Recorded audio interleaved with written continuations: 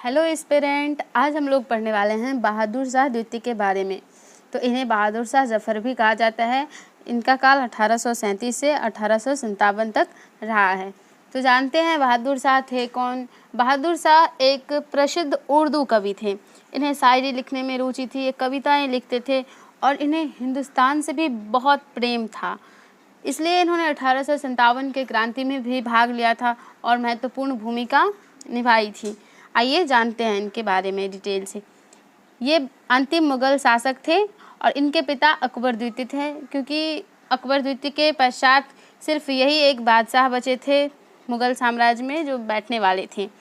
इन्हें बहादुर शाह जफ़र भी कहा जाता है। ये भी क्या थे, ब्रिटिश के पेंशनर थे। इन्होंने जफ़र के नाम से उर्दू भाषा में कविताएं लिखी थी। जफ़र जो कि इनका उपनाम है, इस नाम से इन्होंने उर्दू भाषा में कविताएं लिखी थी। इनके काल में जो प्रसिद्ध उर्दू शायर थे वो मिर्ज़ा गालिब थे। इन्होंने 1857 की क्रांति में भाग लिया तथा दिल्ली के सिंहासन पर से ही ये विद्रोहियों के नेतृत्व कर रहे थे। क्या हुआ था कि 1857 की क्रांति जब हो रही थी तो उस समय जो बहादुर शाह जफ़र थे इन्होंने भी भूमिका निभाई थी, क्योंकि इन्हें हिंदुस्तान से बहुत ज़्यादा प्रेम था। तो विद्रोही जब ब्रिटिशों के खिलाफ विद्रोह कर रहे थे तो इसमें इन्होंने भी नेतृत्व क्या था, विद्रोहियों का इन्होंने भी भूमिका निभाई थी, जिसके पश्चात अंग्रेज़ों ने इन्हें कैद कर लिया और रंगून, जो कि अभी म्यांमार बर्मा में है, वहाँ पे निर्वासित कर दिया। कब? तो 7 अक्टूबर 1858 को। वहीं पर बहादुर शाह की मृत्यु 7 नवंबर 1862 को हो जाती है रंगून में। इनकी शायरी में देशभक्ति और प्रेम जैसे विषय शामिल थे और इनकी कुछ प्रसिद्ध कविताएं और रचनाएं भी हैं, जैसे कि ना किसी की आँख का मैं नूर हूँ, लगता नहीं जी मेरा।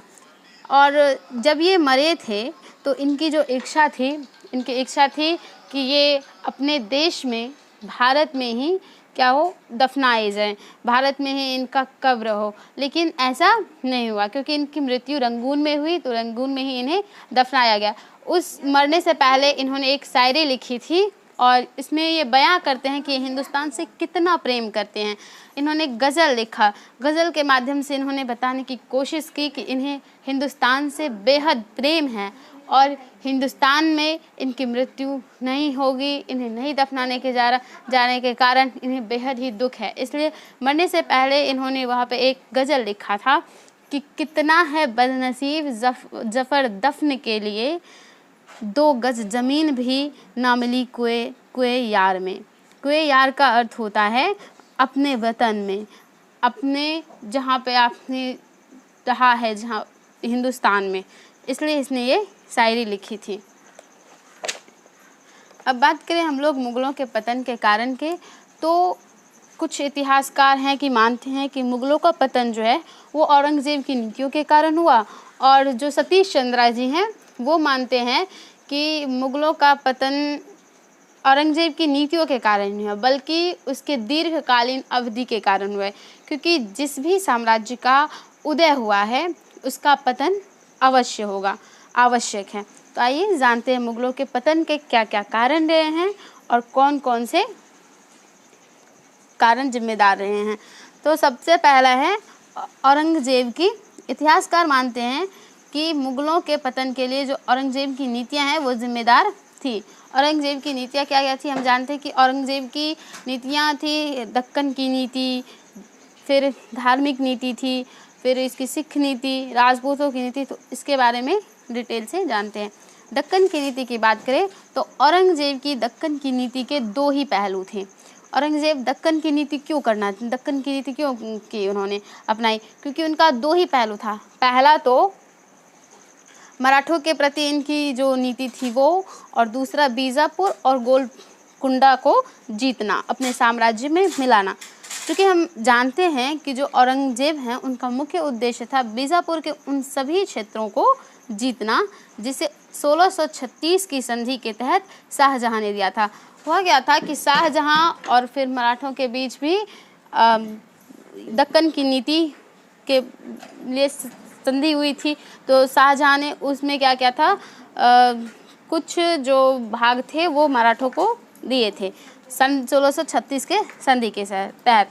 तो यहाँ पे दक्कन की नीति जो थी वो औरंगजेब के लिए उल्टी पड़ गई, क्योंकि इस समय मराठा शासक छत्रपति शिवाजी थे। तो ये जब शिवाजी से युद्ध लड़े, वहाँ पे दक्कन के क्षेत्रों में इसने आक्रमण किया, तो इससे बहुत ही आक्रोश फैल गया वहाँ पे और इसके खिलाफ विद्रोह होने लगा। इसकी शक्तियाँ कमज़ोर हो गई, आर्थिक रूप से भी ये कमज़ोर होने लगा।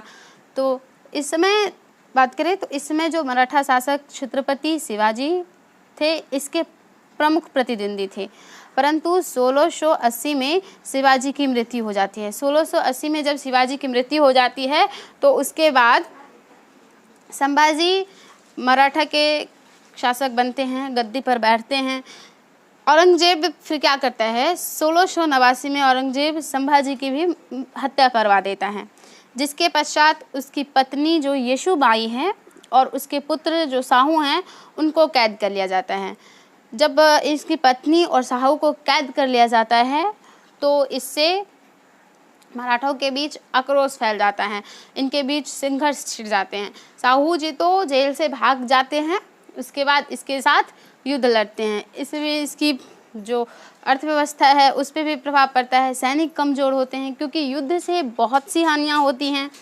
अब बात करें तो 1686 में फिर इसने बीजापुर को जीता और 87 में गोलकुंडा को भी जीत लिया।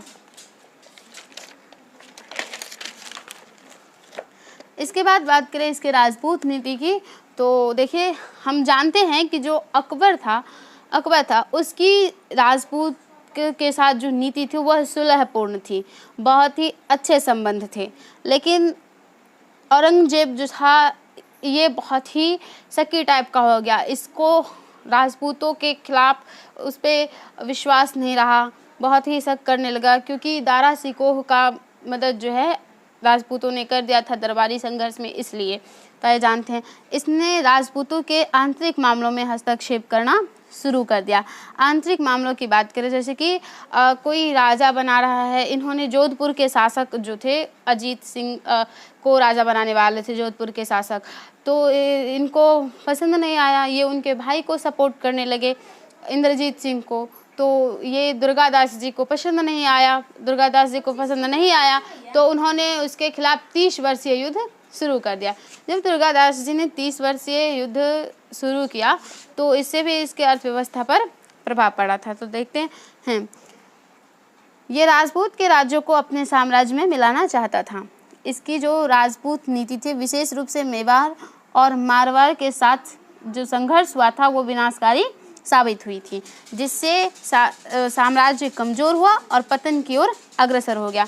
जब मेवाड़ और मारवाड़ के शासक के साथ इनका संघर्ष होने लगा तो इसके बाद इसका साम्राज्य बहुत कमज़ोर हो गया और पतन की ओर अग्रसर होने लगा। फिर बात करते हैं हम लोग धार्मिक नीति की। तो जो औरंगजेब का शासनकाल रहा वो कुरान और शरीयत पर आधारित था। औरंगजेब भारत में दारुल इस्लाम यानी कि इस्लाम का देश, भारत को इस्लाम का देश बनाना चाहता था, दारुल इस्लाम की स्थापना करना चाहता था। इसने अकबर के धार्मिक नीतियों को परिवर्तित करके रख दिया। क्या इसने अकबर के धार्मिक नीतियों को परिवर्तित करके रख दिया। जो अकबर था उसने जजिया कर को हटा दिया था, उसने हिंदू के मंदिरों को नहीं तोड़ा था, उसने दारुल इस्लाम की भी स्थापना नहीं करनी चाहिए। लेकिन इसने क्या किया, हिंदुओं के मंदिरों को, त्योहारों को प्रतिबंध कर दिया, गैर जो मुसलमान थे उन पर जजिया कर लगाना शुरू कर दिया, बहुत सारे परिवर्तन किए, जिसके कारण धार्मिक नीति भी महत्वपूर्ण रहती है मुगलों के पतन के लिए। तो देखते हैं इसने यानी कि जो औरंगजेब थे इसने क्या किया, हिंदुओं के त्योहारों पर जैसे कि होली, दशहरा, दिवाली आदि पर क्या किया, प्रतिबंध लगा दिया और कहा कि कोई भी आज अब से दिवाली, होली, दशहरा कुछ भी नहीं मनाएगा।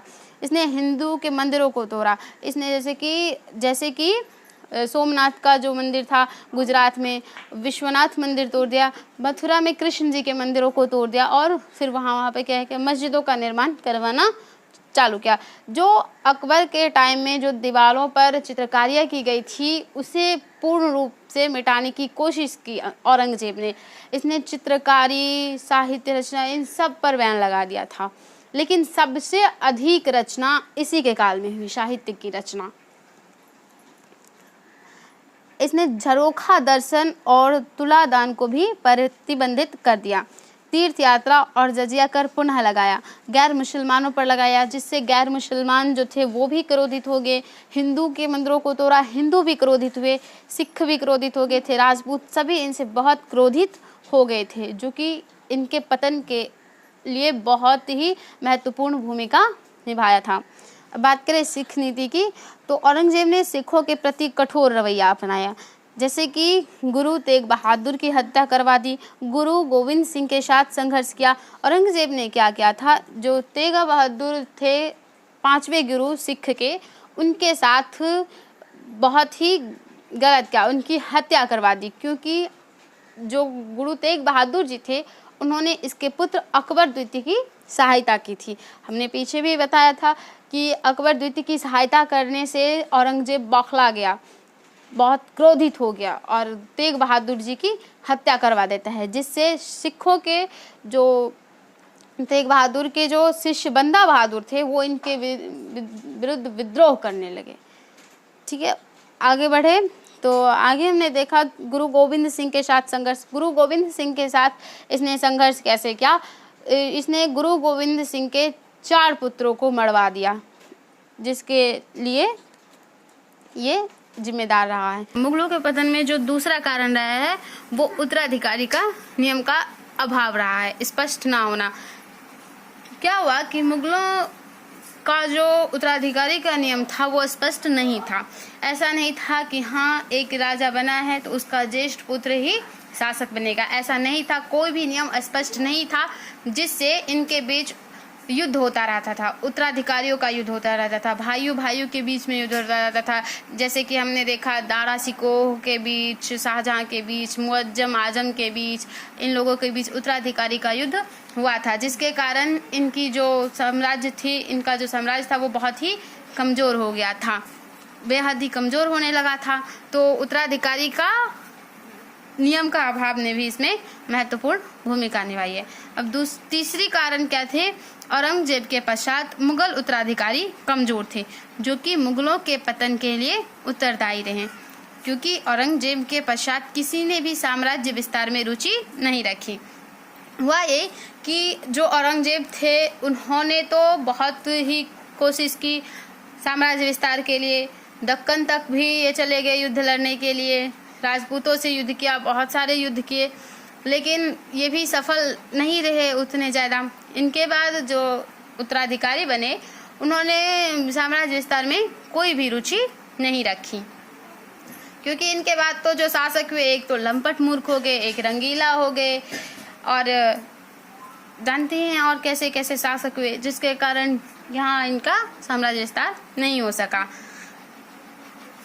अब चौथा कारण जो रहा है वो रहा है दरबारी संघर्ष, जो कि दरबारी संघर्ष ने भी क्या किया, मुगलों के पतन के लिए उत्तरदायी रहे हैं। दरबारी संघर्ष ने कैसी भूमिका निभाई, दरबार में, मुगलों के दरबार में उस टाइम 4 गुट रहते थे। 4 गुट, जैसे कि एक तो ईरानी, एक तुरानी और एक अफगानी और एक हिंदुस्तानी। ईरानी गुट जो थे और ये सब आपस में ही क्या करते थे, लड़ते रहते थे, आपस में एक मदद करते थे शासकों को देख कर उनका मदद करते थे कि कौन कितना बहादुर है, उस हिसाब से उनका मदद करते थे, जिसके कारण भी युद्ध होता रहता था, दरबार में संघर्ष होते रहते थे। ईरानी कहते थे हम आगे बढ़ेंगे, तुरानी हम, तो इससे भी संघर्ष होते रहते थे। इन्होंने भी महत्वपूर्ण भूमिका निभाई मुगलों के पतन में। अब 5वां बात करें तो 5वां है बाहरी आक्रमण। बाहरी आक्रमण ने भी मुगल साम्राज्य को क्या क्या कमज़ोर कर दिया। हमने नादिर शाह के आक्रमण को और अहमद शाह अब्दाली के आक्रमण को पीछे देख लिया है, इसलिए इसको स्किप कर दिया गया है। और तीसरा पॉइंट क्या था, ब्रिटिश आक्रमण। ब्रिटिश आक्रमण ने भी मुगल के पतन में महत्वपूर्ण भूमिका निभाई थी। क्योंकि हमने देखा कि जो ब्रिटिश हैं वो 1803 से ही मुग़ल साम्राज्य में अधिकार करके बैठ गए थे, कुंडली जमा के बैठ गए थे। इसीलिए तो इसने क्या भूमिका निभाई देखते हैं। ब्रिटिश आक्रमण ने मुग़लों के पतन में महत्वपूर्ण भूमिका निभाई। इसने मुग़लों के राजनीतिक शक्ति को कम कर दिया, बल्कि भारतीय अर्थव्यवस्था तथा समाज को भी कमज़ोर कर दिया तथा 1857 के विद्रोह के बाद मुग़लों को समाप्त कर दिया। हम देखते हैं कि जो ब्रिटिश आते हैं जब 1803 से, तभी से वो क्या करते हैं, मुग़लों का जो शक्ति है उसको कम कर देते हैं, मुग़लों की शक्ति को उनको अपने अधीन कर लेते हैं। तभी तो ये मुग़लों के सिक्कों को भी बंद करवा देते हैं। बहादुर शाह जफ़र को भी नाम मात्र की शक्ति प्रदान करते हैं। उनको लॉर्ड डलहौजी जो रहते हैं बहादुर शाह जफ़र को लाल किला छोड़ने का आदेश दे देते हैं, लाल किला भेज देते हैं और वहाँ पे रहने के लिए कहते हैं। अब हम पांचवा कारण मुग़लों के पतन में जो देखते हैं वो छठा कारण है तो क्षत्रिय राज्यों का उदय। क्षेत्रीय राज्यों का उदय क्या होता है, जब मुग़ल साम्राज्य कमज़ोर होने लगा तो जो राज्य उनमें मिले थे धीरे धीरे वो भी क्या होने लगे, अलग होने लगे। क्योंकि अगर कोई भी साम्राज्य कमज़ोर होने लगेगा तो उनके पास धन, उनका राजस्व, उनकी राजनीतिक, सामाजिक, आर्थिक सारी शक्तियाँ क्या हो जाएगी, कम हो जाएगी। इससे जो क्षेत्रीय राज्य थे वो भी अलग होने लगे। तो इन क्षेत्रीय राज्यों ने भी भूमिका निभाई मुग़लों के पतन में, क्योंकि ये अलग हो गए तो इससे और भी मुग़ल साम्राज्य क्या हो गया, कमज़ोर हो गया, जिसके कारण ये भी पतन की ओर अग्रसर हुआ।